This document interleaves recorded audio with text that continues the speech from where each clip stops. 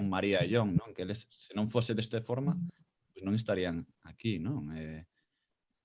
Como quen di, no, polo menos sacar algo bo desta, de que todo o mundo ahora teña webcam, micro e posibilidade, non, de conectar, que parece que xa estamos como moi naturalizado. Non sei se a vos pasou, xa de que isto a min forma parte do meu día a día, o tema de reunirme, de dar clases, de, non sei, de todo. Pois sí, o tema de reunións de traballo e tal, as primeiras veces era como, Dios mío, como vamos facer unha reunión así? E agora é un pan de cada día. Así que sí. A mí o que me valeu foi para chegar máis xente, como todo o mundo se acostumou máis a usar este tipo de medios, videochamadas e tal, pois eu que vivo lonxe, pois agradezo moito, porque agora podo participar cousas como estas, ou nas asembleas da GAL ou cousas así, que de outra maneira non podería.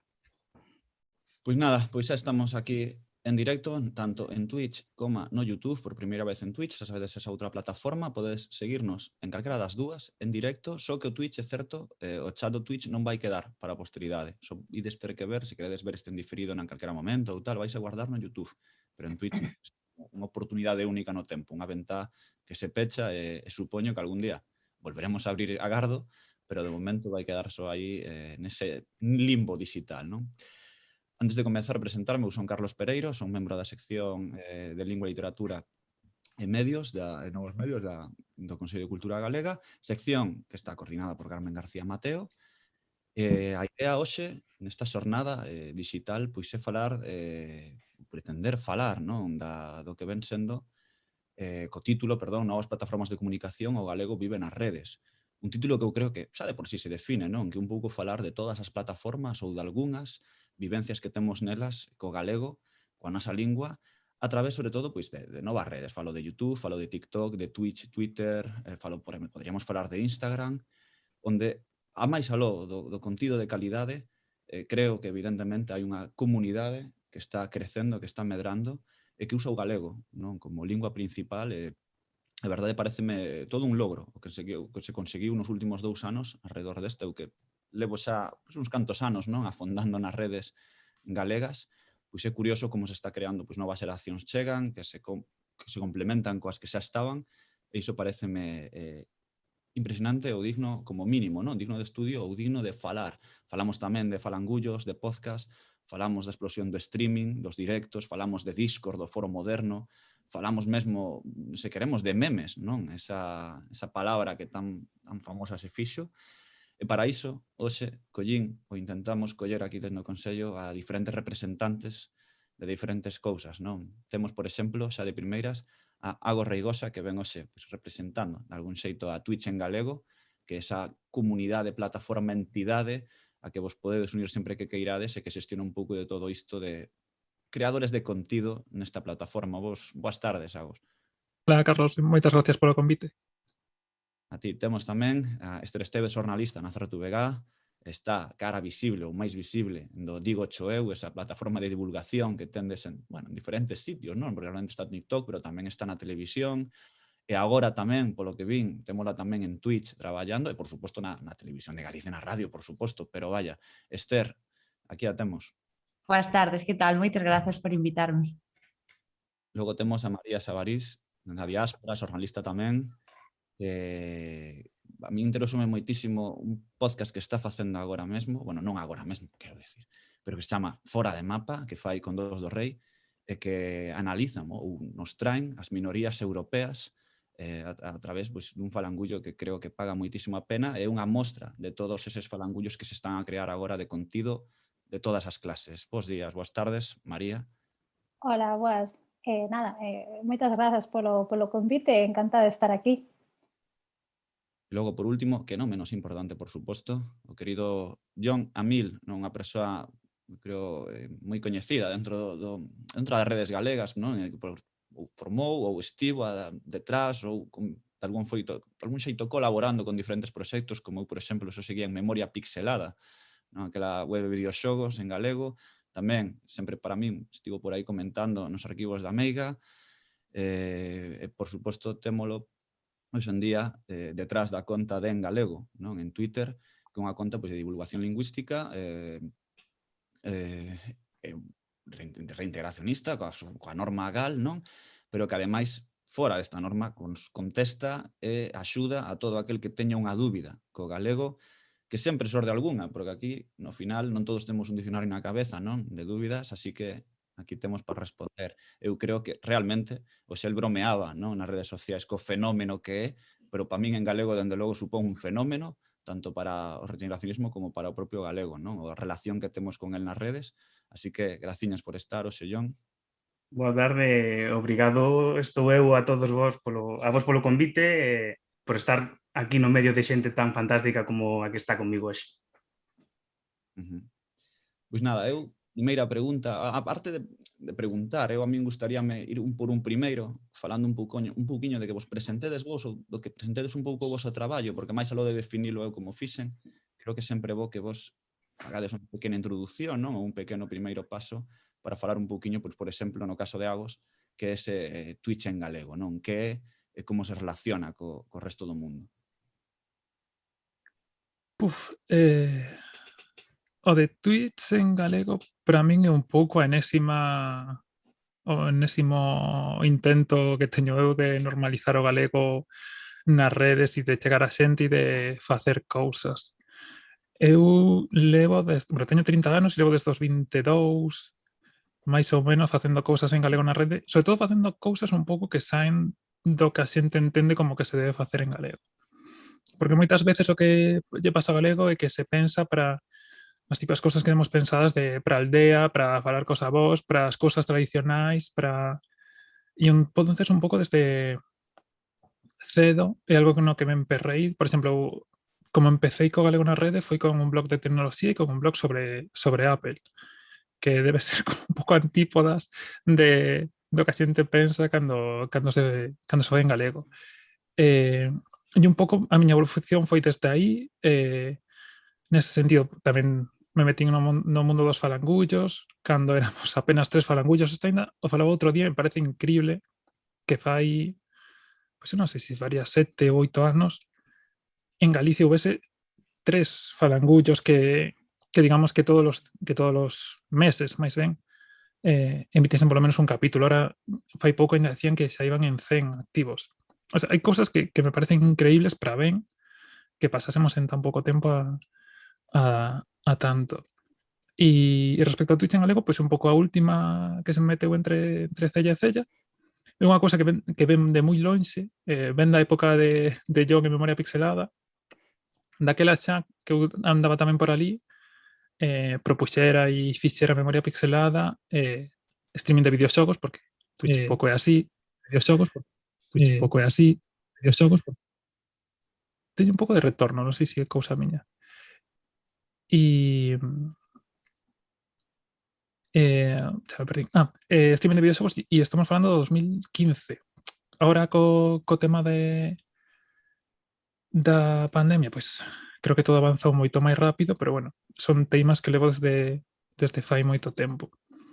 E Twitch en galego, pois basicamente é eso, intentar axudar a xente, animar a xente a que utilice unha plataforma nova que poda axudar a que chegue a máis xente, sobre todo a xente nova, a xente que quizá o ve como cousas que non se poden facer en galego ou que non entra dentro do que a xente pensa que se pode utilizar o galego. Eu creo que é algo que isto nos vincula a todos os que estamos aquí, e nese sentido pois está aí Twitch en galego, que máis que algo meu, é algo de todos, é algo pensado para que a xente teña un lugar dende onde empezar con certa vantaxe respecto a empezar só ou de cero. E xa, porque creo que me enrollei xa moitísimo só. Pero trasladabas varias ideas e creo que moi interesantes, non? E unha delas é o tema de o galego serve para algo máis que para falar do galego ou tamén para certas cousas ou certos clichés que temos aí un pouco, bueno, por a miña parte non moi metidos, pero sabemos que sí, non? Que existen e tal. E aí, por exemplo, John, ti, non? En galego, plataforma que axuda a intentar que isto mellore, que se faga dunha norma ou doutra, como sempre decimos, non? Aquí tampouco somos de pecharnos a unha ou a outra, pero o que quero decir, como percibes ti? Ves que, por exemplo, recibes un interese recibes máis cuestións de neofalantes, de paleofalantes? O sea, como crees que funciona neste sentido en galego? Polo xeral, eu vexo moito máis interese por parte de neofalantes que de paleofalantes. Ainda que eu non gosto moito tampouco de diferenciar paleofalantes ou neofalantes, ao final o que importa son os falantes. E todo o mundo ten erros, uns teñen uns erros, outros teñen outros, eu teño moitos, e xa está. E o que vexo, desde en galego, que percibo moito é moito interese de xente máis nova pola lingua. Sobre todo, vexo moito interese pois, en xente que está dando os primeiros pasos, que nunca se animou a falar galego, sí que vexo moito interese. E desde en galego, un dos meus traballos fundamentais, que o que eu quero, é que a xente se anime a falar en galego, a usar o galego nas redes. Sexa con NH, sexa con ñ, porque iso ao final é o de menos. Ao final, o galego é galego, escribas como escribas. E penso que ese é un pouco o labor que tento facer, non? Tamén non só o que é responder dúbidas, senón tamén crear unha comunidade ao redor. Porque non é só as dúbidas ou as dicas lingüísticas que poda facer ou os memes lingüísticos, é tamén o promocionar e colaborar activamente pois, con toda esa xente youtubeira que está vendo agora, ou tiktoker, ou mesmo promovendo algún podcast, ou toda esta comunidade que se vai creando ao redor da lingua en internet, non? Xa está. É interesante que plantexas porque creo que é un punto moi concreto das redes, non? De achegarnos, no sentido máis estricto da palabra, non? E o mellor, eu son o primeiro que cando empezas un proxecto, non? Como no meu caso, a revista Morcego ou cosas así, nunca sabes moi ben quen vai estar detrás, o sea, a quen vas a chegar, non? Ou como van reaccionar, o que vas facer, non? E de repente, por exemplo, eu notei non moito, eu realmente creo que nunca xogara con xente en galego a videoxogos ata que coñecín a xente que coñecín por Discord, por Twitter, por estas, non? E interésame moito ese punto, non? De como creamos comunidade en galego e como mesmo atopamos ocos onde nos sentimos moi ben, non? En plan, hai xente, canta xente teremos, non? Sobre todo os que estamos así nos videoxogos, ou mesmo, por poñer un exemplo concreto, non? Do tal, pero que moitas veces xogamos con moitísimos descoñecidos que se converten en amigos, en íntimos mesmo, non? E ese é un pouco o poder das redes, non sei, sempre me chamou a atención. E aí tamén, non sei, falando, por exemplo, xa tirando pa María, non? O tema dos falangullos, non sei se ela era consciente xa desta comunidade antes de abrir o seu podcast ou de empezar o seu podcast. Non sei tamén como unha agarda pensas ou que dúbidas tes, non? Cando dis vou falar das minorías europeas e presentalas a esta xente, non? Sabes que xente vai ser, non? Que pensas, non? Cando levas estes proxectos? Pois, realmente, no meu caso, bueno, no noso caso, porque realmente fora de mapa que o meu podcast somos dúas personas, entonces somos eu e dos do Rei, que é Juan Elías Vergara. Entón, realmente, nós non. O sea, nós queríamos crear algún tipo de contido, ocorreuseme a min, plantexei a idea, porque esta temática, non, das minorías europeas, das minorías étnicas, é un tema que falamos moito, non? Eu e máis Juan, entonces, pois, foi algo natural, digamos. E despois, sí que fomos conscientes, non? De que realmente, pois, pola acollida que tuvo o podcast e polos comentarios que nos chegan, tuvo moi boa acollida. Pero sí que é certo que eu xa levaba tempo, a min os podcasts que me encanta. O sea, os falangullos, disfruto moito porque aparte son unha persona que saio moito a dar paseos, fago moita actividade que permite, non? Escoitar podcast, digamos. Entonces, tamén lle pasa a Juan. Entonces, o do podcast era como algo natural. E ademais viña xa seguindo, aínda que, como creo que era Agos que comentaba, que realmente os podcasts comezaron, pero hai moitos anos. O que pasa que nos 2 últimos anos, creo que me contaban os de Podgalego, a xente de Podgalego, que nos 2 últimos anos apareceron o 90% dos podcasts que están agora digamos, en activo. É unha barbaridade. E neste ano creo que xa levan 48 ou algo así. Bueno, entre eles o noso, claro. Pero é moi interesante porque hai podcast absolutamente de todo en galego. O sea, de todo. Desde o noso ata pois, de ciencia, de literatura, para nenos, hai de todo. E creo que eso é interesante. Crear contido de calquera tipo, sen estar prexulgando que o galego sirve para isto, que o galego sirve para aquelo. O sea, a xente que quere escoitar, poder ter a posibilidade de que a súa lingua este tan normalizada que poida escoitar cousas ou ver cousas ou que dicía despois, non, de xogar a videoxogos. Hai un punto aí interesante que plantexabas que era o tema da cantidade de contidos que hai, evidente, non?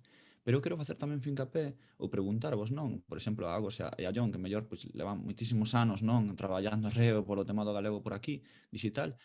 É certo que eu o que noto ademais é que houve un subidón tamén na calidade deses contidos, nunha preocupación extrema tanto do que se fai e de como se fai, non? Xa non é só aquela famosa ou este famoso debate que xa se leva vendo tantos nos últimos 2 anos, 3, non? De que xa non chega ou non abonda que este en galego. Iso está moi ben, iso é unha boa excusa, non? De todas estas historias, pero tamén precisamos que o contido sexa de alta calidade para poder gañar, non? En comunidade, para poder gañar enteiros.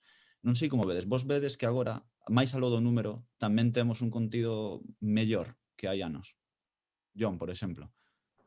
Sí, definitivamente sí, vexo que sí. É unha cousa que me alegra moito, porque eu lembro en tempos pasados de internet, meu Deus, que bello parezo falando así.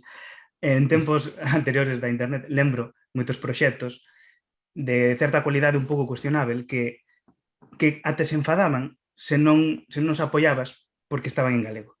E como única xustificación tiñan estar en galego. E eu penso que iso xa non é só que non me apetece apoialos por estar mal, senón que fan mal a lingua, porque non van conseguir achegar máis que xente militante da lingua, e non se trata diso. Así non normalizamos unha lingua. O que se trata de facer contidos que sexan atraentes tanto para xente que fala galego como para xente que non o fala normalmente. E penso que hoxe en día hai moitas propostas moi interesantes, fanse moitas cousas boas, fanse podcasts maravillosos. Estou a pensar, por exemplo, nas Women's Planers, un saúdo para as Women's Planers, que é un podcast que adoro. Estou a pensar nos youtubeiros, nas youtubeiras e youtubeiros que hai agora, e youtubeires, hola, ne, que hai agora. Vale, Ne Barros, que acabo de saudar, un youtubeire que está moi a tope co tema da linguaxe neutra. Estou me enrollando, perdoade.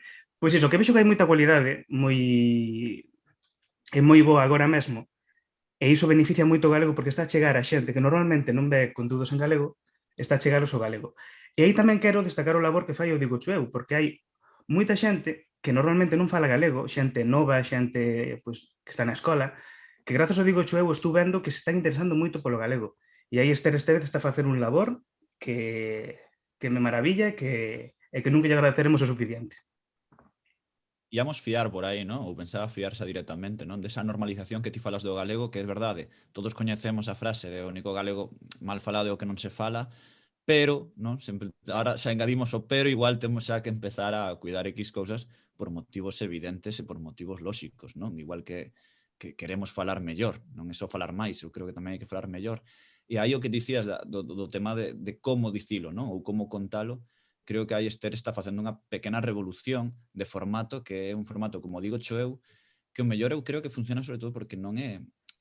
creo que a ninguén no mundo lle gusta que lle corrixan en exceso, non? Mesmo parece un pouco sempre invasivo, non? Correxir a alguén. Non sei, Esther, ti, como cando te plantexan o programa ou tal, pensas, mima, vou ter que ir eu correxindo agora o mundo como fala ou como é? Pois a ver, realmente hai moita diferenza entre o que foi o Digo Cho eu o 1 de xaneiro de 2020 ao que é o Digo Cho agora. Tamén cambiou moito a nosa visión, non nos esperábamos para nada chegar a onde estamos. Entón, pois, cando se pensou nese proxecto, que, bueno, que foi idea de Carlos Amado, que grazas polos parabéns, pero quero que se felicite a todo o equipo, a Carlos e a Rocío, que é a nosa lingüista.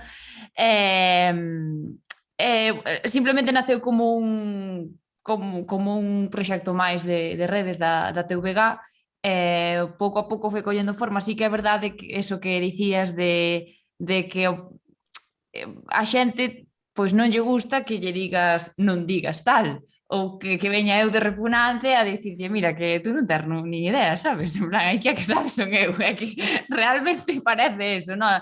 Entón, ao principio, sobre todo, eu creo que o primeiro mes ou os primeiros 2 meses quizáis foi cando tuvemos máis críticas negativas por iso, pero enseguida a xente empezou a ver o bo rollo no que íbamos é que non lle podemos ter máis cariño á lingua, é que isto ten un trasfondo ademais de aprender galego, bueno, pois eu creo que a día de hoxe está claro.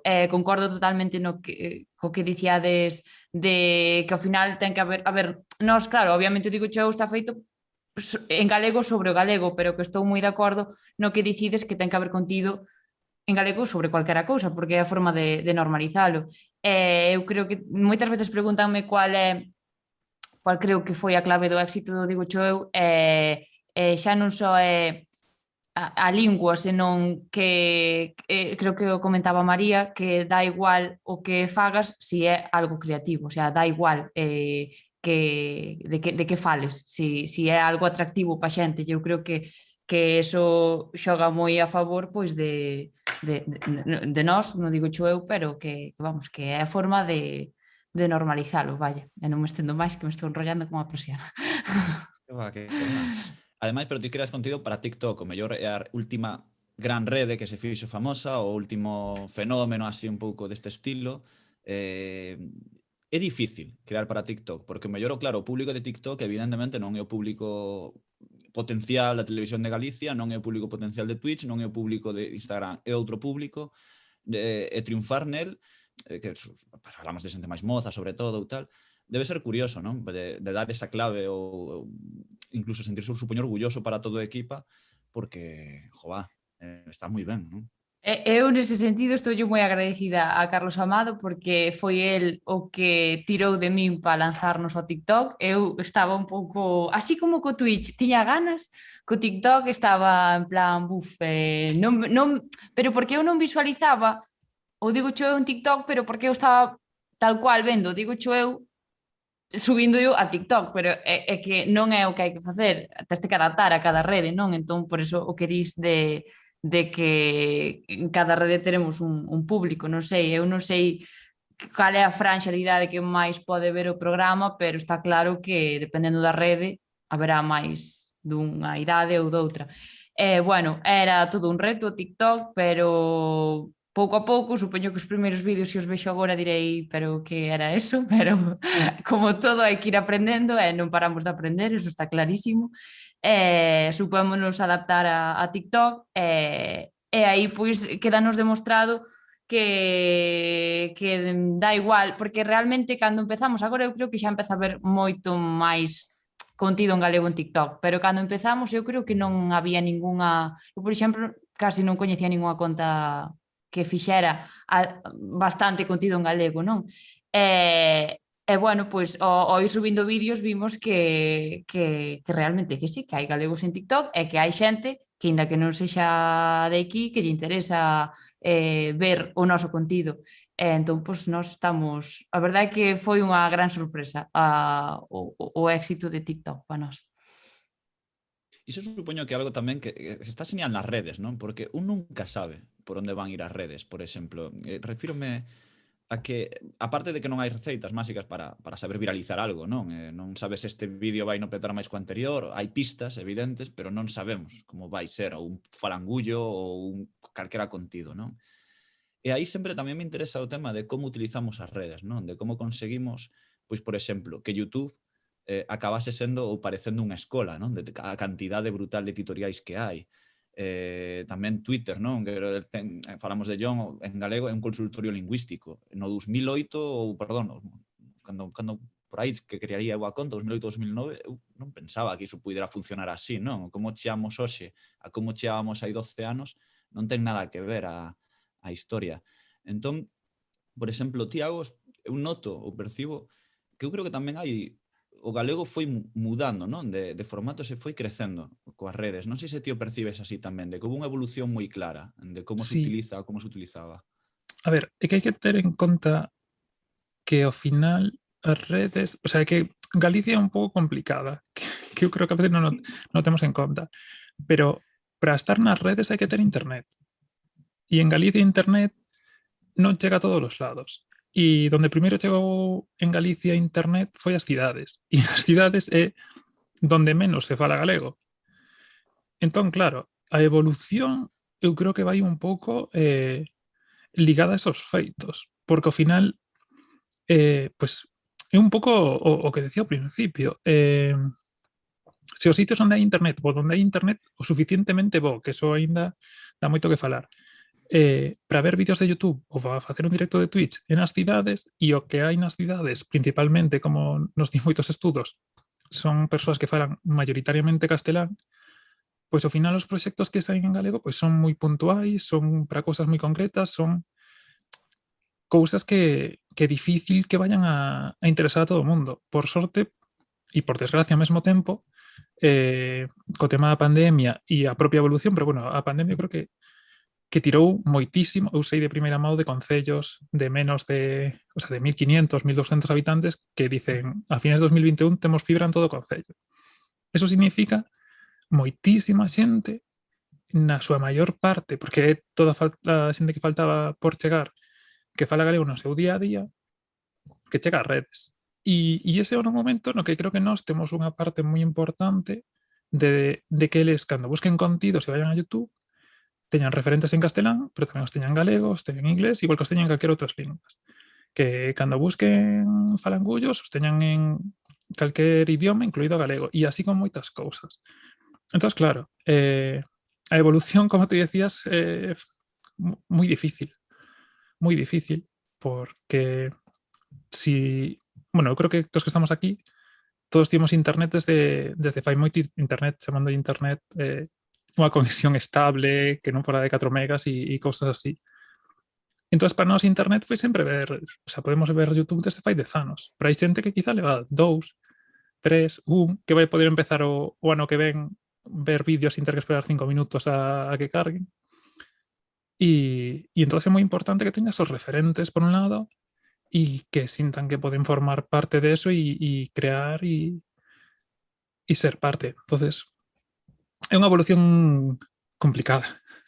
E creo que responde un pouco a esos factores que temos. Hai un pensamento, eu polo menos dende un tempo esta parte aparecía, non? Que teño compartido con outros compañeiros e tal, non? É moi claro na música, pero creo que empeza leva un tempo xa, que podemos dicir que o galego está na moda, non? Que houbo un revulsivo cultural nos últimos anos que fixo que exista un interese real, xa non tanto do galego, non falo de lingua, senón de aproximación a moitos grupos galegos que cantan en galego e que están así, por exemplo. Falo da música porque é o que quería ver, pero, por exemplo, vedes ese concepto de estar na moda, decir que cada vez ten menos presuizos a xente en utilizar o galego como ferramenta, e xa non digo só para comunicarse, senón tamén para buscar proxectos económicos, para pensar que isto é algo máis, o sea, aproveitar esta moda. Eu sei que sería, claro, dis, bueno, súbense ao carro do galego porque tal, pero no fondo podría ser tamén positivo, evidente, non? Non podo velo do mal, o sea, festivais agora de música que son con grupos en galego, moitísimos concursos literarios en galego, isto, vos como o percibides? Vos sodes conscientes ou percibides esta idea de o galego está na moda? Non sei, María ou Jon, calquera dos dous, se quere... A ver, eu sí que, o sea, bueno, obviamente no tema dos podcasts creo que é bastante obvio que de repente están, a ver, eu creo que deben de estar saindo podcasts por todas partes, pero no tema do, non sei como foi o crecemento noutras redes, en Twitch ou en TikTok, que falábamos antes, pero o crecemento dos podcasts, como dicía antes, é moi grande. E sí que creo que tamén é importante no tema da moda que haxa xente que traballe para que esa moda, digamos, sexa unha realidade. Por exemplo, no tema do podcast, por exemplo, o labor que fai Pod Galego, que leva facendo moitos anos, creo que é fundamental para que a xente se anime a facer podcast en galego, porque eles axudan, danche unha man, ofrecen recursos, teñen axudan a divulgar, queres buscar podcast, tes onde buscalos. Entonces, eso tamén axuda. O sea, sí que creo que a xente ten a iniciativa, pero moitos proxectos ao final quedan en vamos facer tal, e ao final non facemos nada. Cando tes do outro lado a persoas ou Twitch en galego, ou incluso, a ver, en todas as redes hai alguén que sempre está aí, que eso é un traballo que hai que valorar moito, porque esa persona decidiu nun momento estar aí para ofrecer axuda aos demais. Sí que creo que, anda que as modas existirán, non teño, digamos, unha opinión sobre si realmente hai unha moda ou non, pero sí que creo que sí que hai moita xente traballando para que sí sexa unha moda crear contidos en galego. Jon, ti, por onde vas así? Eu tal vez non son tan optimista. Eu sí que vexo que houve un avance, non vamos negar, houve un avance nesto de que estea máis na moda, quizá que chega máis xente o contido en galego, mas hai moito traballo que facer aínda. Estou a pensar no tema da música, por exemplo, sí que se fai agora un pouco máis que hai uns anos, mas aínda hai moitísima xente que non sabe que existe música en galego. E ese problema temos que... Porque o problema non é que non haxa, porque hai moita e moi boa. Están os Berto, por exemplo, aí, que están petando agora. Pero hai moita xente nova que é o público que gostaría dos Berto, que non nos coñece, que non chega a eles. Eu penso que aí os medios públicos sí que debían facer moito máis fincapé do que están a facer agora.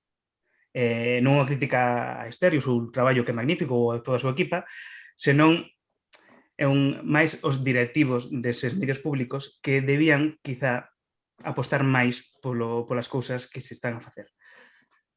Esa é a miña opinión. Eu non sei se me gusta moito, Bueno, perdona, o termo de moda, porque moda ten unha implicación de ser algo pasaseiro. E unha implicación que non me gusta, porque como que implica que ahora está de moda, pero pode deixar de estar e volvemos para atrás. Entonces, eu gustame máis pensar que a xente está descubrindo o que está saindo desa cova de pensar que as cousas ben feitas só se fan en castelán ou en inglés. Pero que non é unha moda, sino que realmente é un camiño que temos que andar e que debería ser o que se quede. Máis que unha moda. É que o termo moda... Eu estou de En acordo tema- contigo. Perdón. Sí, sí. No, un tema semántico, evidentemente, porque podemos argumentar que hai modas que quedan e influen posteriormente, non? Como a moda do rock, logo influenciou todo o que veo despois. Quero dicir, falo máis nunha moda en positivo sempre, non no termo de está aquí agora, mañá morre, morremos todos, non? É algo máis fondo, non? De deixar esa pegada de que axude. O Xabarín Club, por exemplo, o típico exemplo, foi unha moda que petou brutalmente a unha xeración, non? Co galego, e a súa pegada é tan fonda que dura hoxe, non? Inda que pasou de moda, a súa pegada sentímola de algún xeito, non? Falaba máis dese tipo de semántica. Vaya, Podo entender, sí que podo entender que hai un atractivo cada vez maior a crear contidos en galego. Nese sentido de moda, de ser algo atractivo. E nese sentido, e vou me tirar as flores e vou quedar moi mal, pero creo que o tema das comunidades sí que axuda moito. Sobre todo, e de novo, unha das cousas as que lle dou moitas voltas é ver que pasa despois cando volvamos á normalidade real.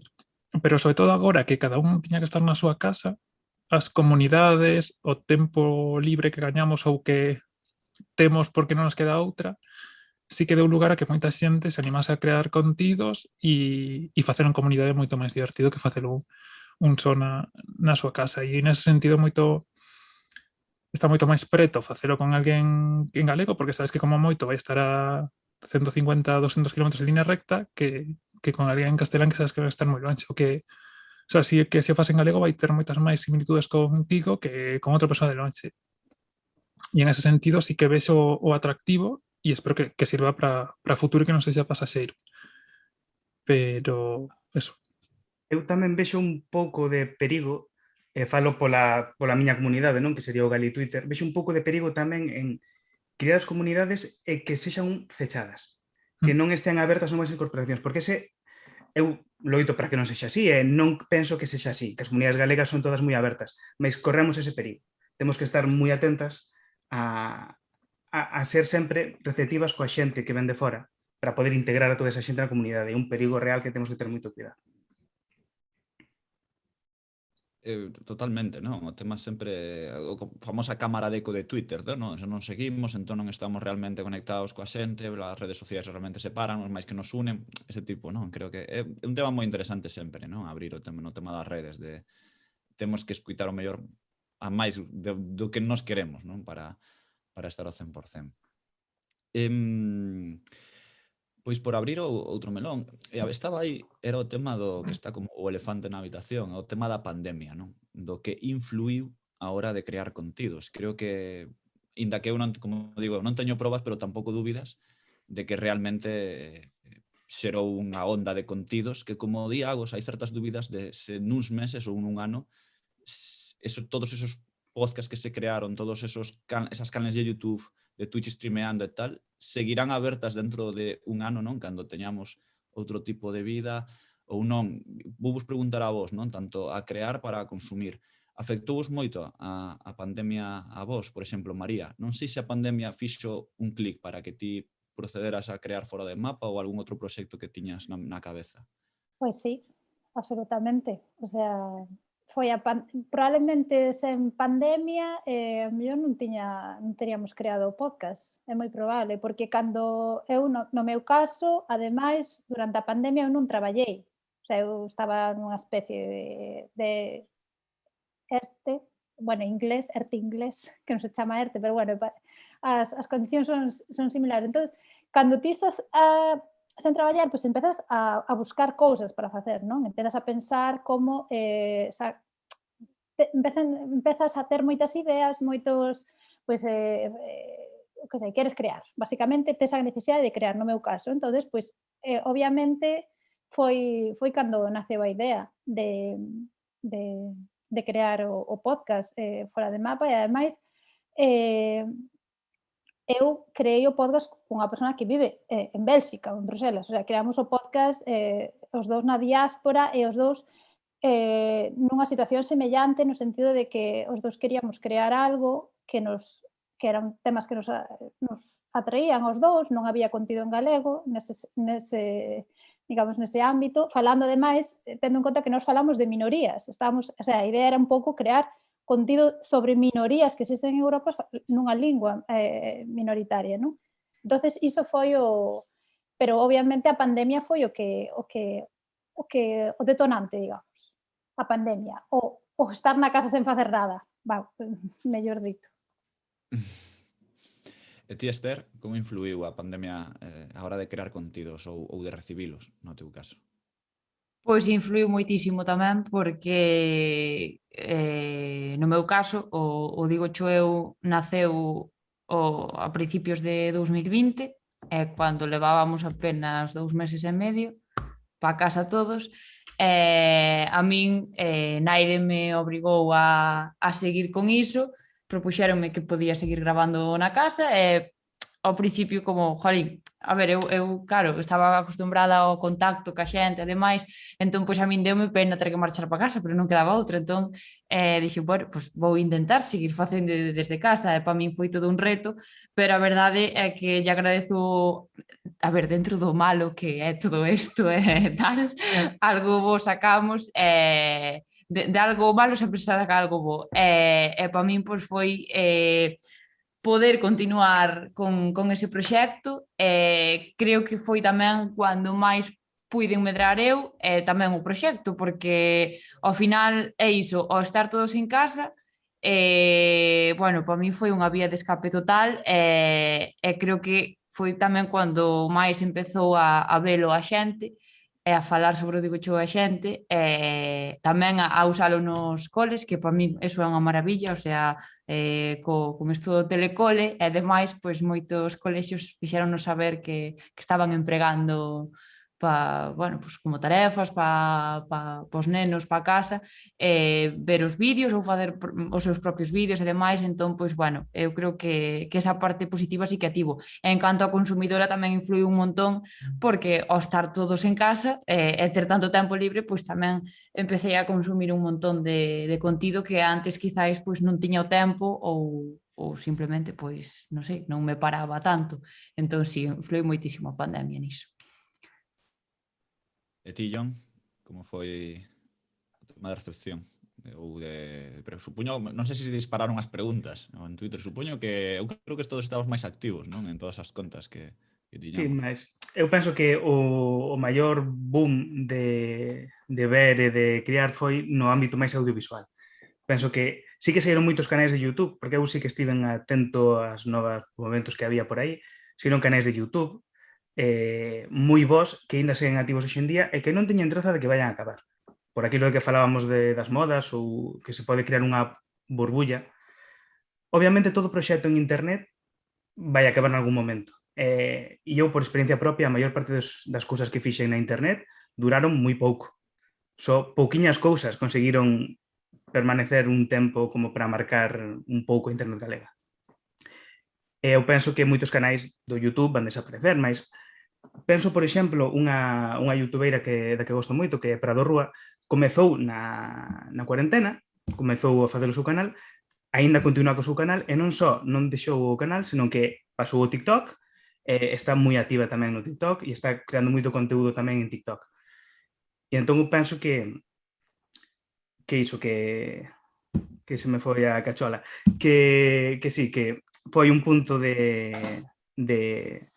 sea, foi como un Big Bang, por así dicir, de conteúdo, e obviamente moitos proxectos non irán para diante, mas outros sí, e é moi interesante aqueles proxectos que sí que van ir para diante, que van manter e que van ser importantes de aquí en diante. Diagos? Que eu son o caso raro. A mí pasoume todo o contrario. Eu na cuarentena máis dura desconectei completamente. O sea, eu digamos que me sinto que a miña forma normal de estar e como entendo que a maioría da xente estuvo na cuarentena. E xusto na cuarentena foi cando máis desconectei co tema, pero eu son unha persoa de estar en casa, de estar vendo cousas, de estar consumindo contidos en internet máis do que debería, moitísimo máis, e durante a cuarentena foi unha desconexión total, centreime no deporte e ata que chegou agosto e pareceu que a cousa xa estaba cambiada e tal, que foi cando me metín co de Twitch en galego e tal, pero para min foi, supoño que tamén porque como que leva moitos anos facendo este tipo de cousas, metendo este tipo de cousas e tal, e a cuarentena foi un pouco ao revés, o caso raro, pero sí que entendo o boom da maioría da xente, e estou encantadísimo e que non volvo a pasar nestas circunstancias, pero o que ya fosen así todos os anos, porque uns quedarán e outros non, como todos os proxectos, pero é que se nun ano normal pois aparecen 20, 30 canales en YouTube e este aparecen 100, pois imagínate simplemente en estatística cantos van quedar e cantos en comparación con outros anos. E ao final de cada proxecto que se crea apréndese moitísimo toda a xente, o sea, aínda que o que ti fagas penses que non, que é moi básico, que é moi de nicho, que non interesa a ninguén, estou seguro que hai xente aprendendo cousas, porque todo o mundo ve as súas aficións, os libros, a música dunha forma moi concreta. E cando comparte o que está compartindo esa forma de velo. E para ti pode ser nada, pero para outra persoa encéndese a bombilla sobre certa cousa e a tua canle morre, pero esas ideas transmítense a outra que e ao final eu creo que é necesario que todos creemos cousas dende un TikTok que para moita xente será unha creación moi básica, pero que eu creo que pode ser tan complexa como un libro, como unha novela, como eu creo que é fundamental crear e oxalá toda a xente se animase a crear sempre. O que sexa, o sea, xa digo, un TikTok de 3 segundos ou unha novela de 1000 páxinas. Para min están á mesma altura. Eu Claro, quería hai que engadir probar, unha cousa. polo menos. Di, María. No, que é importante tamén. Eu falaba antes como creadora, pero como consumidora de contidos en galego, a pandemia, sobre todo a época dura, foi un momento no que coñecí moitísimas, por exemplo, digo cho eu, durante o que dicía Esther, non? Que ela fixo moito durante a pandemia. Eu, por exemplo, coñecí non a ela, moitos podcasts, moitas canles, todo eso, foi unha gran consumidora, non, de contido en galego, non só creadora. Entón, creo que tamén é importante nese sentido do consumidor, non? Para min, por exemplo, foi un momento de coñecer moitísimo contido que descoñecía. Eu creo que un punto importante, non? É que está demostrado que así ocorre, non? A creación chama a creación. Quero dicir, o que antes de ser creadora, a maioría da xente é consumidora, non? No sentido estricto de calquer arte cultural, non? Se é un podcast, se é un grupo, ou se é o que dicía unha novela, non? Ao final, a escribir unha novela tes que ler antes e dar o paso, non? Eu creo que houve un efecto chamada bastante glorioso no tema, por exemplo, dos podcasts. Eu creo que o que máis cifras temos, non? Porque Podgalego, por se non coñecedes Podgalego, pero bueno, para ten páxina total e absoluta onde podedes atopar todos os os podcasts que están, por suposto, están escritos, non? Pero vaya, como un resumo, un escolma de todos estes podcasts que hai en galego agora mesmo, e o que dicían, pasouse de 10, non? A de repente temos máis de 100 activos, non? Que, pois, se alguén o dubida ou alguén pensa que non é moito, é moitísimo, non? O sea, é superlativo. Entón, eu quería tamén plantexar outra historia, é un pouco de que tamén así como as redes, nas redes creamos contido e consumimos contido, a mí tamén son moi fan, non, de antropoloxía, o tema das relacións que establecemos entre nós e o noso público ou o público con nós, non? Cando emitimos un TikTok ou emitimos un falangullo, entramos nas casas alleas, non? Cando facemos unha retransmisión, como hoxe estuvo mostrando o meu despacho, a miña habitación, algo a súa, María, tal.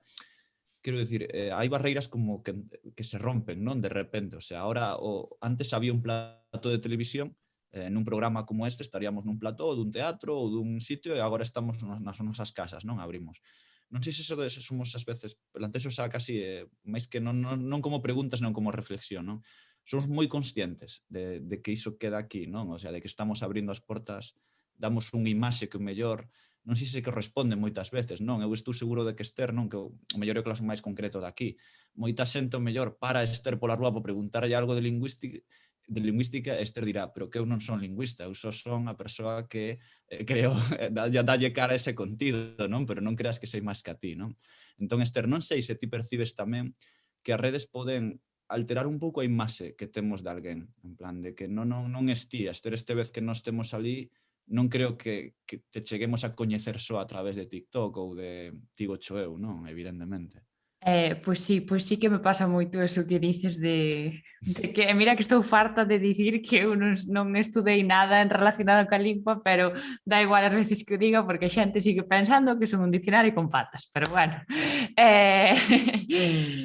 Sí que é verdade que pues, ainda que as redes son máis cercanas, ao final é como a televisión que nós creámonos algo na cabeza sobre como é eso na realidade. Bueno, eu no meu caso intento sempre, como quero ser cercana ca xente, son a rapaza nova e quero que a xente da miña idade ou máis nova se sinta un pouco reflexada en min, quero ser o máis natural posible, pero claro, ao final nas redes non todo é como un o imagina, quero dicir, o digo xo, por moi natural que sexa, sempre ten un guión detrás, ten un traballo detrás que bueno, que non é que eu me inspire, me veña así o que digo, pois que me veña así tal cual, non? Entón, pois,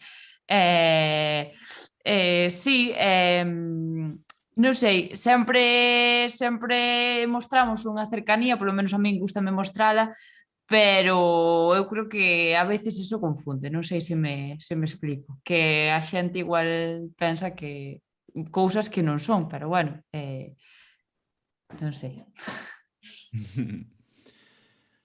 Agos, ti que levas anos vendo streamings ou coñeces, acórdome de que vos, bueno, ti estabas, creo, en retransmisión do E3, o E3 é a feira dos videoxogos por antonomasia, tal, e acórdome de vervos en streaming hai xa bastantes anos, non? Creo, daquilo.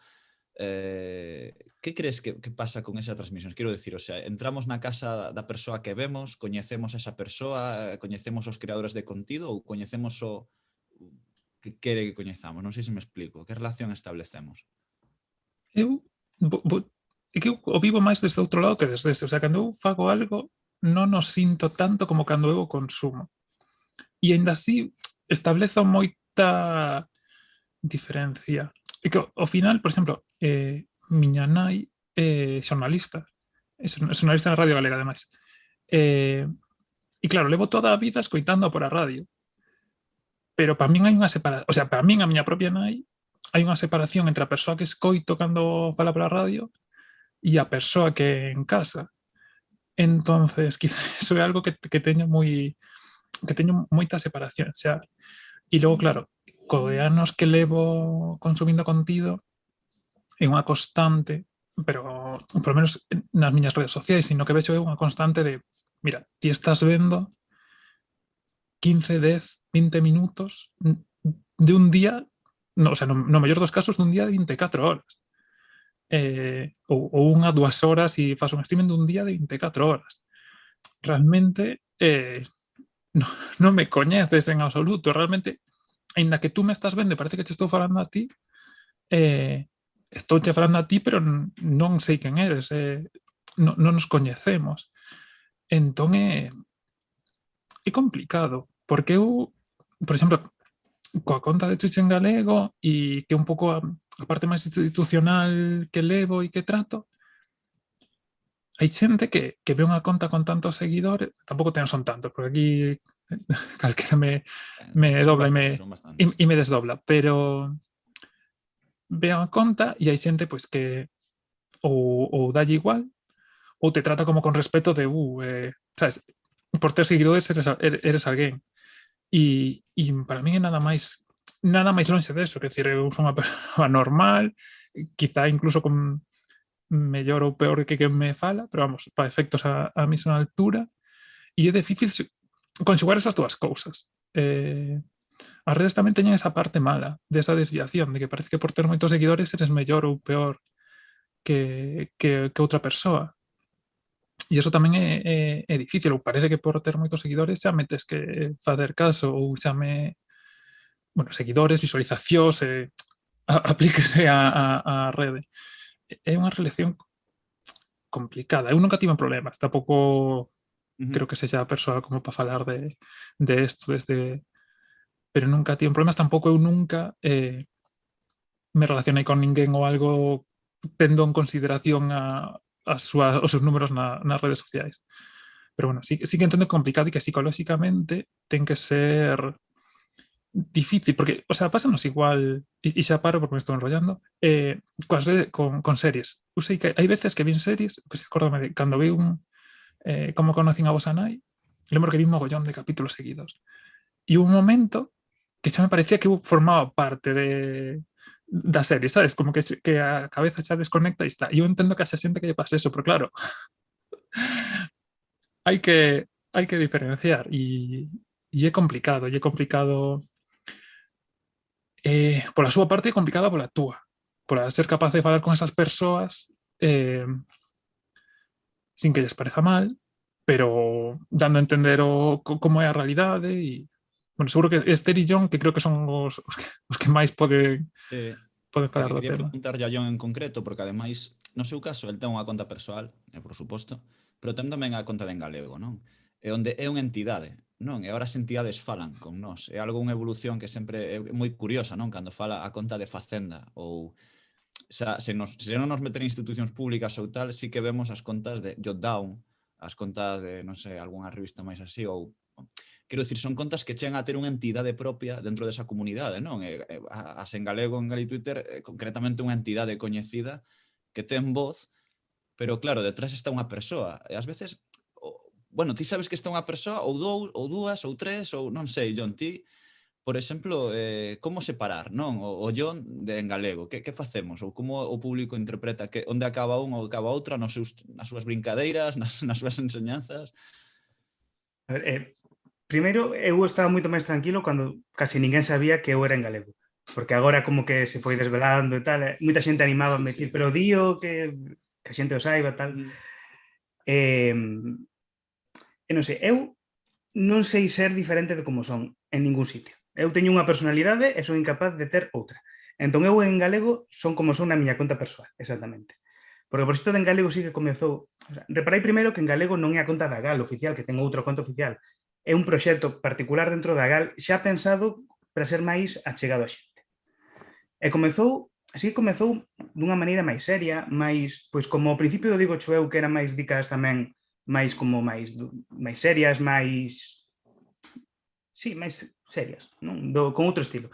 Mas foi derivando. Eu lembro que en galego hubo un día que todo comezou porque a miña cabeciña non para e ocorreuseme un chiste destes engrazos que fago moi malo, que é que na hierarquía do exército en galego internacional utilízase o sufixo mor, non? Para o que en castellano sería maior, non? Entón, o sarxento maior do castellano sería o sarxento mor. Entón, ocorreuseme unha piada moi mala que dixen, se houvese un rango superior a un conde, sería o conde Mor. E puxen esa piada, ese chiste no Twitter de En Galego. E de repente a xente fixolle moita graza e comezou a retuitalo. E entón, pois, eu son un parvo que se lle risas grazas, pois vai peor. E entón dixen, pois vou tirar por aquí tamén nesta conta, vou ser eu, porque ese tipo de chistes son os que fago a diario na miña conta persoal. E decidín tirar por aí. E vin que houve moi boa receptividade por aí. E eu penso que iso influe moito máis. Eu penso que o crecemento de En Galego debeuse máis que nada á comunidade que se criou alrededor dela. O mérito de En Galego non é meu, para nada, nin da Gal. O mérito de En Galego é de toda esa xente que segue En Galego, que fai preguntas, que colabora, que retuita as cousas, que está aí activa, porque ao final eu son un parvo que fai chistes no Twitter, é toda esa xente que hai ao redor, toda esa xente que se interesa pola lingua e que vai vindo a que fai cousas, a que de verdade importa, porque se eu vou. Isto vía moito no tema dos neofalantes, non? Da xente que dá o paso de comezar a falar galego. Que se unha conta di que vai falar galego e en galego di pois, benvida aquí, se tes cualquier dúbida, aquí estamos nós para axudar. Iso está moi ben. Mas cando eu retuito con en galego esa persoa que ten interese en comezar a falar galego, hai toda unha comunidade de xente detrás que lle deixa moitas mensaxes de ánimo. E iso o que importa, non o que diga eu, unha conta @ en galego que escribe en galego extraño, senón toda esa comunidade de xente que hai detrás, que apoia a xente que comeza a falar galego. Entón, iso é importante. Moi interesante, o que falamos de que en galego, por se alguén está vendo por aí, ten máis de 12.000 seguidores, que a mí se me parecen números astronómicos, non sei, que eu como vin demasiadas contas tamén con 5 seguidores, pois penso sempre 12.000. Case das veces non sei se isto vos pasa algunhas veces a calquera de vos, non? Un pouco a vertixe ou a autocensura propia, non? Que un ten que facer en redes ou sentir. Non sei se, María, por exemplo, ti no falangullo que faz, mides moito o que dicir. Non sei se dis, isto vai nos cuitar alguén mañá, non? Ou pasado, ou dentro de mesmo, como vai quedar aí dentro de 10 anos. Non sei se o pensas moito nese sentido. Diría que non. No senso que, a ver, nós, polo contido que facemos, obviamente, hai unha parte do contido que é moi histórica. Cando estás falando dun pobo, dunha minoría, tens que contar a súa historia, non? Contar a súa historia, nós non somos un falangullo no que damos ao play e empezamos a falar e xa está, non. Aí ten que haber un guión, ten que haber porque obviamente hai datos históricos que a xente, se lle queres explicar ben unha cousa, nós sempre intentamos facelo dun xeito obviamente non académico, porque nós non somos académicos, nin somos historiadores. Entonces, pero sí, obviamente tens que ser riguroso coa información que das. Pero sí que é certo que sempre intentamos darlle un toque como de andar por casa. En plan, pois naqueles anos xa se sabe, pois andaban así, asá, sabes? Como darlle un toque entre nós máis, pois non sei como dicirche, normalizado no sentido de que a xente poida entender as cousas sin que digan mi madriña, o que me está contando esta xente, vou dormir, sabes? Darlle un pouco de vidilla ao tema, pero realmente non pensamos, obviamente, non tes tanta capacidade de que a xente poida pensar unha cousa ou poida pensar outra, porque realmente o que estás contando son datos. Estás contando dun xeito máis ameno, pero estás contando datos ou historias. Si que é certo que cando falas con xente, pois xa é outra cousa, xa a xente pois é máis dixe un pouco o que che quere dicir, vaya, non é que lle vas dicir ti o que queres. Pero eu creo que, en xeral, diríache que nós non estamos pensando niso, porque tamén o noso contido que facemos é así. O sea, non temos un contido de, como hai outros, por exemplo, outros podcasts que sí que, pois, ten un contido aberto, digamos, nese senso. E sí que quería dicir unha cousa de en galego, e digo eu, que os que creamos contido en galego, para nós, por exemplo, son ferramentas superimportantes. Porque a nós nos pasado no podcast de ter dúbidas de cousas, recurrir a eles, moitas veces a cousas que a mí, pois isto dixeron no digo eu, non sei que, tal. É moi importante esas ferramentas para nós, para fora de mapa e supoño que para os outros creadores. Eu que tamén creo, tamén son o primeiro que dubida cando escribe, tanto en galego, sempre me salvou algunha vez a vida. Esther sempre repaso algunhas cousiñas e tamén recomendo sempre o Dicionario de Rinoceronte, que é novo, Sí. creo se hai nada, a verdade é unha pasada o traballo de Moisés Barcia e compañía nese dicionario. Xa que estamos non a promocionamos a todo o mundo que pase por aquí, pola nosa fiestra. Vou dicir por aquí unha cousiña, a xente dos chats que están por aí, que non sei, bueno, primeiro, graciñas por estar escuitando isto en directo, e se queredes facer algunha preguntiña, pode ser agora o momento que levamos a unha horiña máis ou menos de conversa, e nada, eu plantexo así un par de cuestións máis, miramos a ver que di por aquí a xente, máis iso, unha cuestión, ou unha reflexión que pensaba eu, non?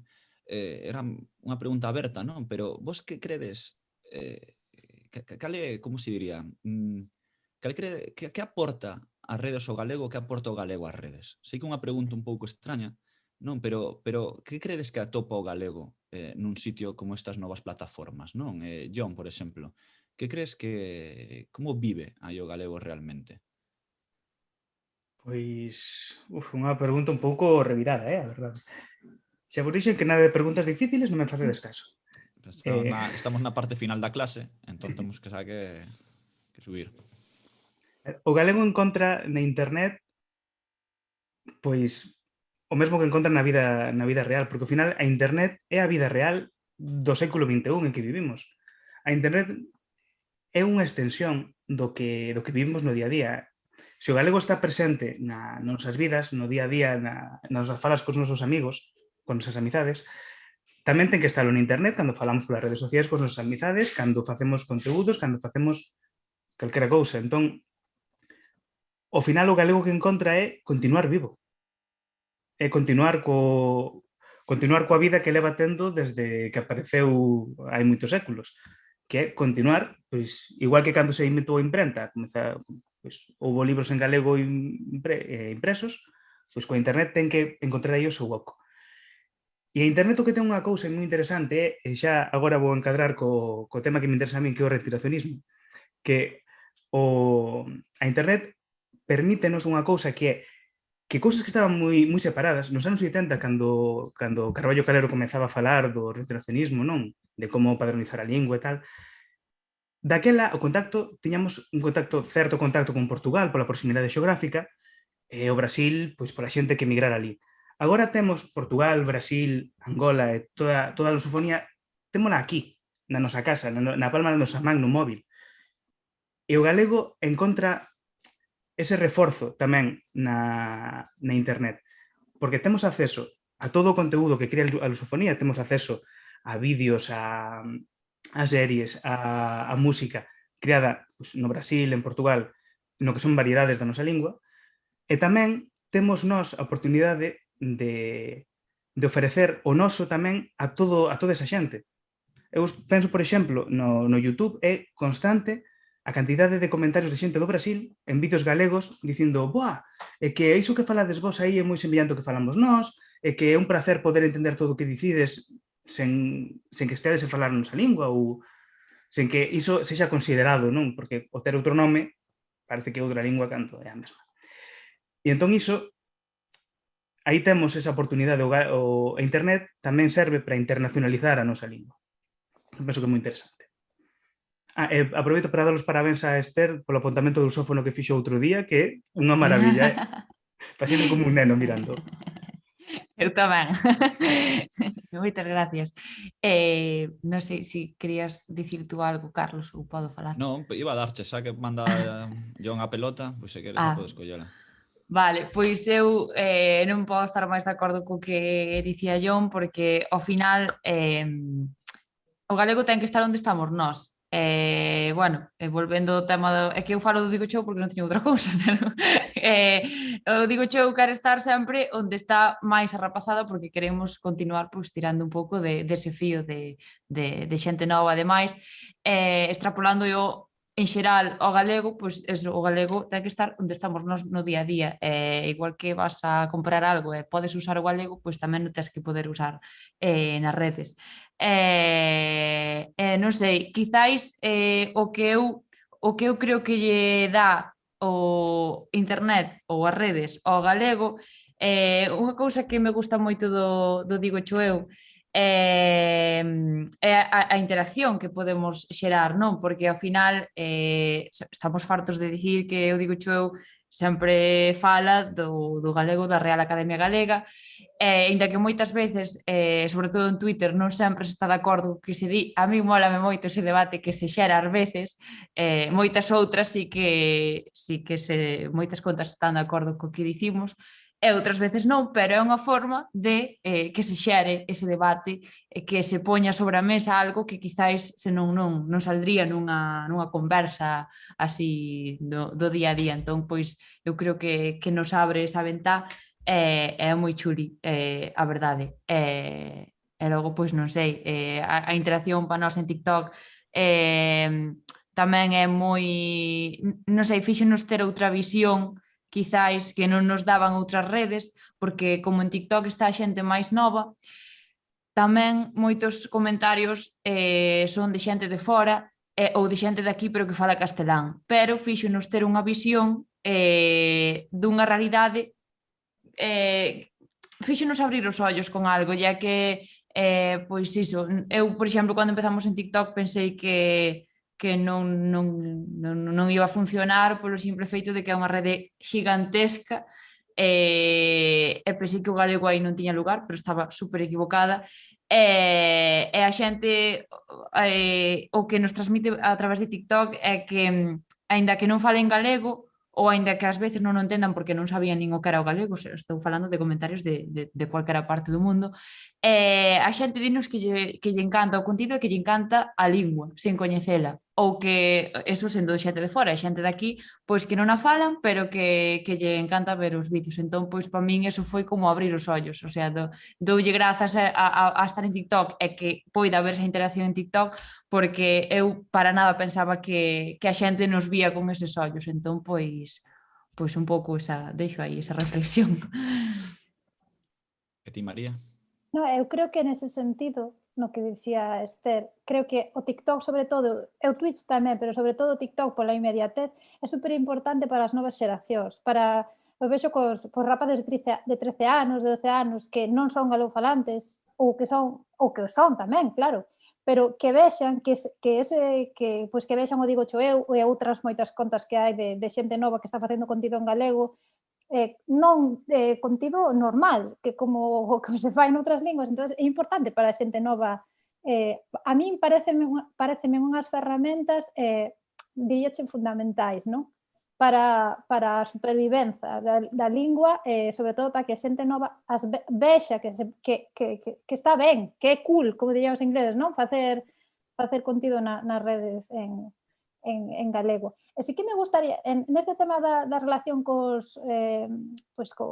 público ou coa xente, sí que outro día comentábame unha persona do mundo da cultura e tal, falando deste encontro e tal, que sí que pasou unha cousa un pouco, sobre todo no Twitter, dicíame que creouse nos últimos anos unha comunidade sobre todo entre escritoras e escritores galegos e xente nova que empeza a ler en galego, non? Que grazas ao Twitter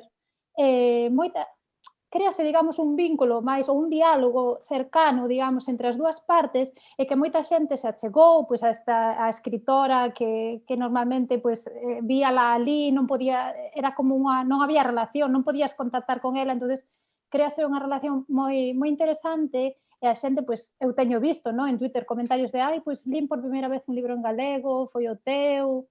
Creo que eso é un pequeno fenómeno que está a acontecer últimamente, non? É interesante. Agos?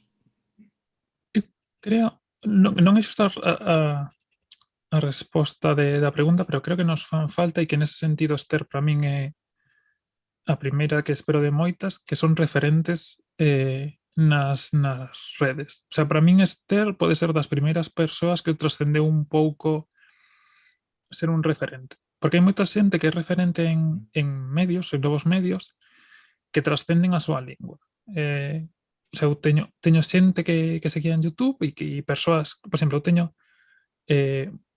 Casey Neistat. Non sei se o coñecedes, era un youtuber americano famoso fai uns anos atrás. Pois trascendeu como para que familiares meus que tampouco tiñan un dominio de inglés quixeran velo polo que transmitía, polo que facía.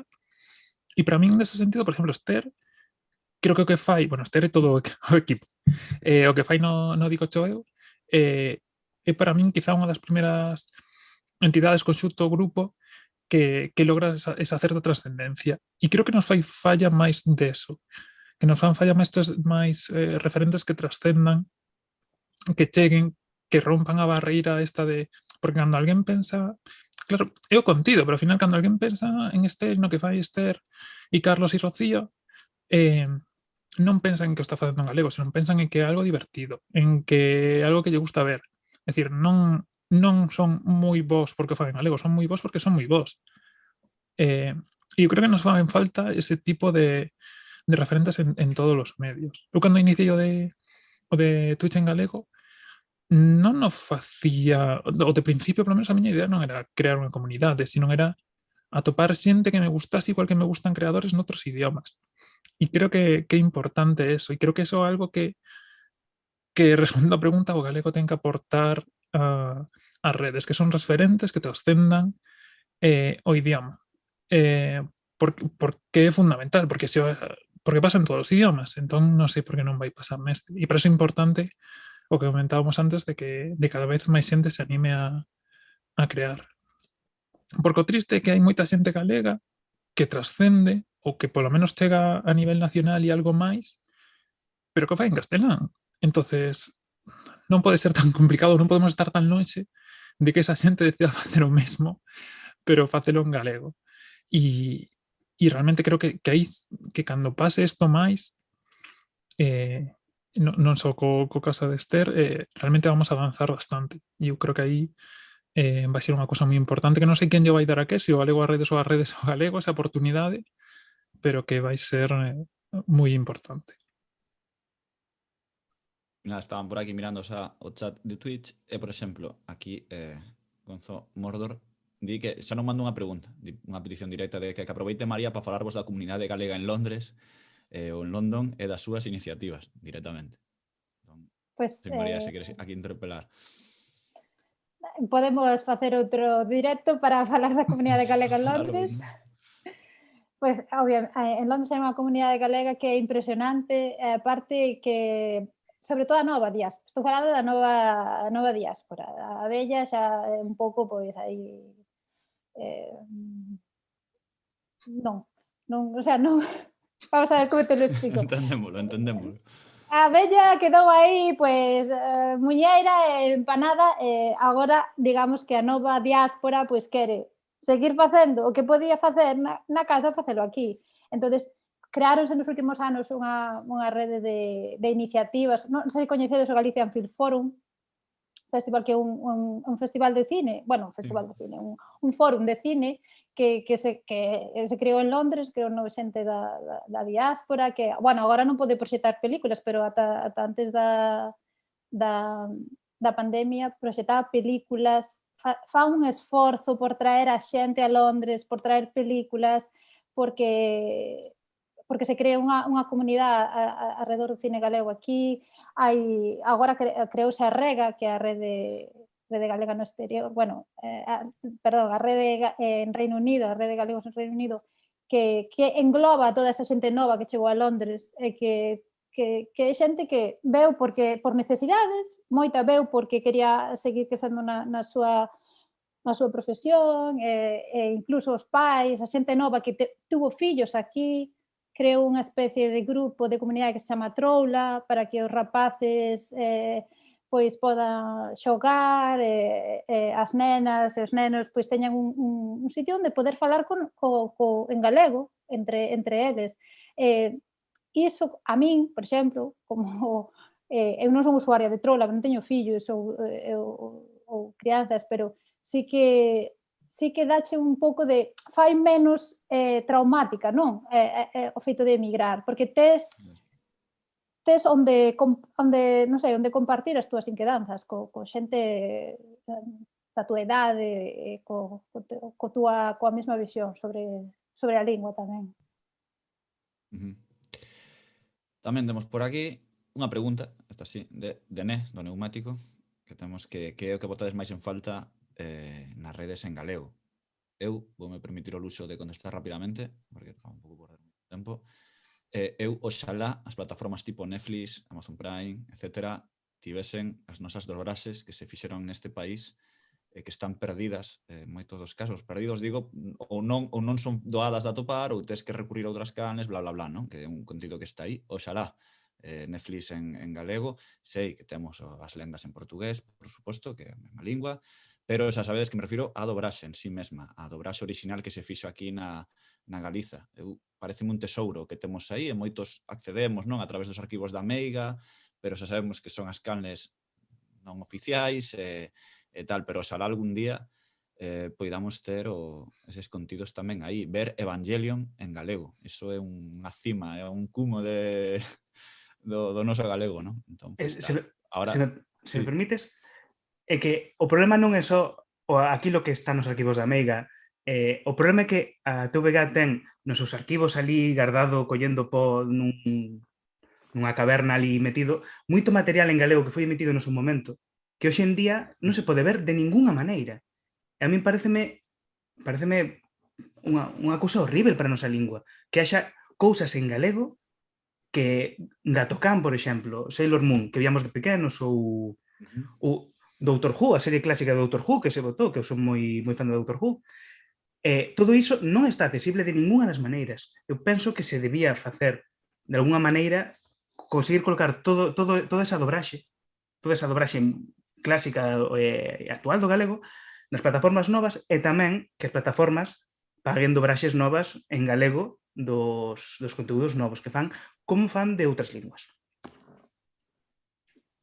Sí. Cada un que quere por aquí aportando o seu gran, por suposto, decía por aquí, a pregunta original, perdón, era que botades en falta nas redes, non? En galego.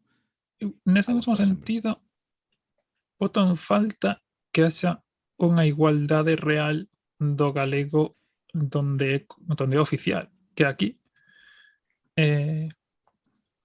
Porque ao final non, o sea, a maioría de contido que temos en internet temos en castelán, pero non temos en galego.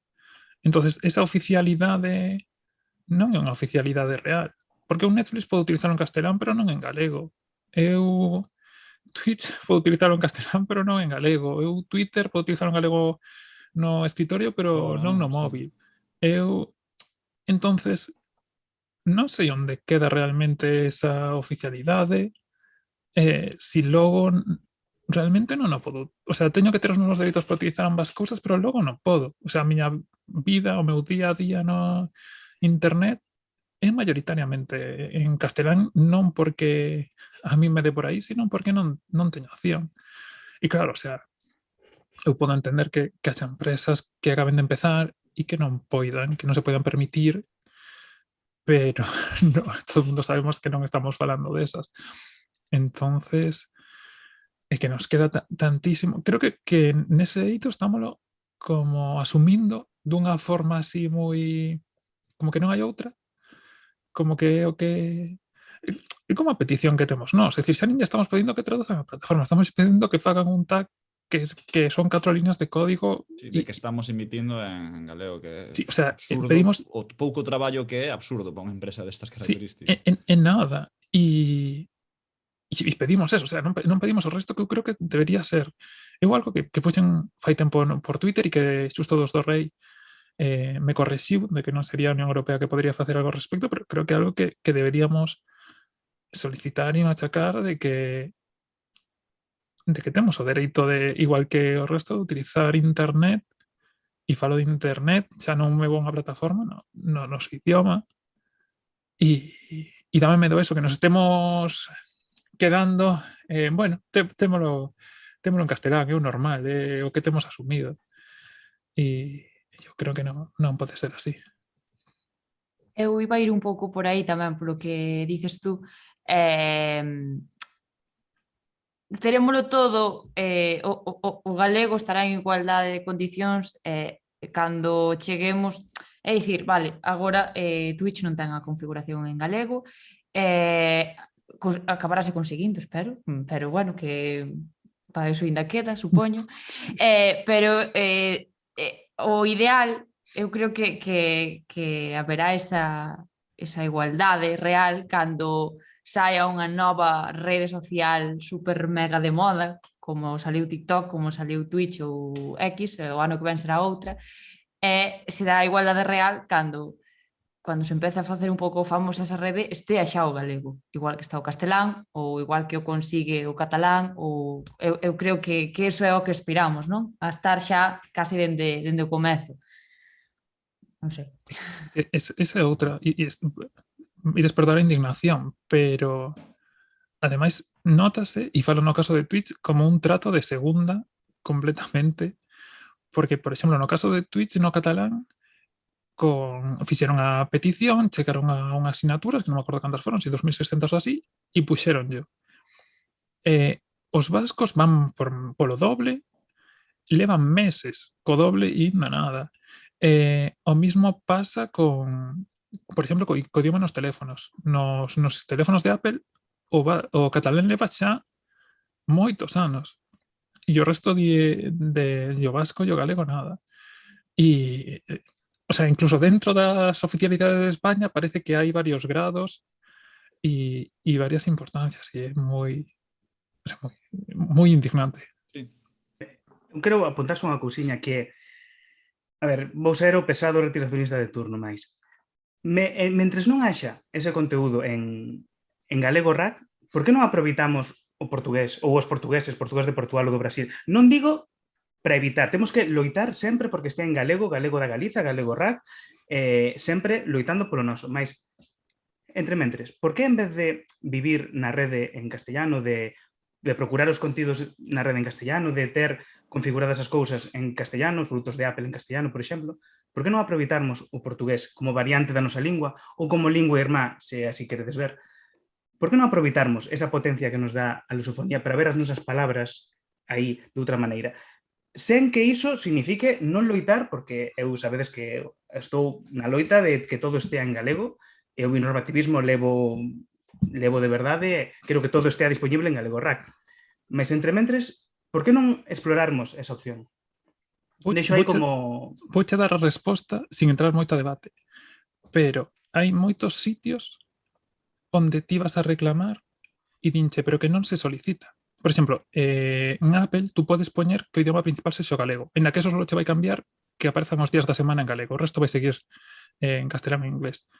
Pero logo, a hora de solicitalo, sí que é efectivo, en sentido de hai tantas persoas que o están solicitando ou tantos terminais que o están solicitando. E pode funcionar igual. Entendo que dis, e sí que hai moitos sitios onde non hai opción e sí que é moi válida. Pero hai noutros nas que hai que facer forza de outras formas e a de non utilizar o portugués pode ser outra forma máis de facer presión. Claro, mas non utilizar o portugués, se é para utilizar o castellano, entón fraco favor No, estamos claro, a facer. no, eu refírome a, pois isto, nos iPhone poñer galego, en Twitch poñer outros, neste tipo de cousas. Evidentemente, se non hai estas opcións, se non hai a terceira opción, pois sí, evidentemente o que dis. María, queres rematar así ti esta cuestión? No, é que estou de acordo con todo, non teño nada máis que aportar en realidade, estou de acordo co que dicías. A mí xa me parece un fito que poder ver o Twitter en galego, así que canto tempo, yo saberá canto tempo levades detrás de poder de que eso sexa unha realidade, media realidade, porque que eu sepa non é completa, pero... E máis unha vez, a traducción está feita, a traducción do Twitter móvil o galego está feita e os de Twitter non lle queren dar o botón tampouco. Ou seja, que é a mesma vagancia que pasa co de Twitch. Sí, vamos. Bueno, que encima esa é outra. Ao final as traducións ao galego estamos as facendo nós. Sí. Eles tampouco fan moito traballo, quero dicir, No, eu non estou detrás de ninguna plataforma como estades vos ou dunha comunidade, entonces eu frustraríame tanto porque ves que estás facendo esforzos e non tes a resposta que pola súa banda sería unha cousa mínima. O sea, a súa esforzo é mínimo en comparación con todo o esforzo que hai detrás polas outras cousas, pola outra parte. Eu aquí quería destacar un tuit que fixo Agos o outro día que me parece acertadísimo, que é que a internet galega está chea de proxectos en galego que deberían estar pagados e non o están. E pareceme moi acertado iso. Hai demasiado traballo voluntario. Sí. Por desgraza, así é, non? Pasou moito, é que pasa moito nos videoxogos, por exemplo, non? Co tema xa non do galego, pasa ás veces co castelán mesmamente, non? De que non chega, traduce unha comunidade, únese para traducilo, pero no galego moi claro, como que temos Pokémon en galego e todo isto. Eu sempre teño, como consumidor, eses sentimentos encontrados, non? Entre, ben, por fin teño Pokémon azul en galego, pero igual este rapaz que fixo meteuse unha fumada de horas inadmisible dunha empresa que se chama Nintendo que ten millóns de euros como para non facelo. A excusa é non querer nestes casos, non? Hai produtos onde realmente a excusa é que non hai excusa económica, porque que lle custa unha empresa destas características, en este caso o galego, o catalá ou o euskera, ter como idiomas cooficiais, non? Que sería como algo... Porque eu entendo que mellor haxe problema noutros países se a lingua non está recoñecida, bla, bla, bla, inventen excusas. Pero neste caso é que a excusa sería de que este lingua está neste país e hai unha versión PAL e chega ali, non? Eu non querer. Está claro que hai unha predisposición negativa en moitos eidos das nosas vidas, sobre todo en moitas redes, en moitas plataformas, que é o non. Non o poderíamos indagar, non? Noutra xornada de cales son os motivos ás veces de por que levamos tantos noes, non? Ou tantos nons, perdón, na vida. Pero, bueno, son ben coñecidos ás veces tampouco... Pois un momento, pero vaya, que queda aí aberta a porta. Despedimos, creo xa, que xa levamos aquí pois un bo anaco. Graciñas a Agos, graciñas a Esther, graciñas a María, graciñas a Jon, por esta charla, por esta conversa, por participar nesta xornada. Coido que vai seguir aí en YouTube a disposición de quen a queira, ou compartir, transmitir, ou simplemente repetir, non? Ou coller clips, como facemos ahora os máis modernos, non? Para facer cousas out of context, non? Pois alguén nos quere trolear, estamos en disposición de troleo, incluso Esther pode facer algunha montaxe extraña por aí, que controla de TikTok, así que nada, graciñas aos ouvintes, ou espectadores, non? Que falamos, e nada, graciñas de verdade por estar, e vémonos na seguinte, non? Aguriño.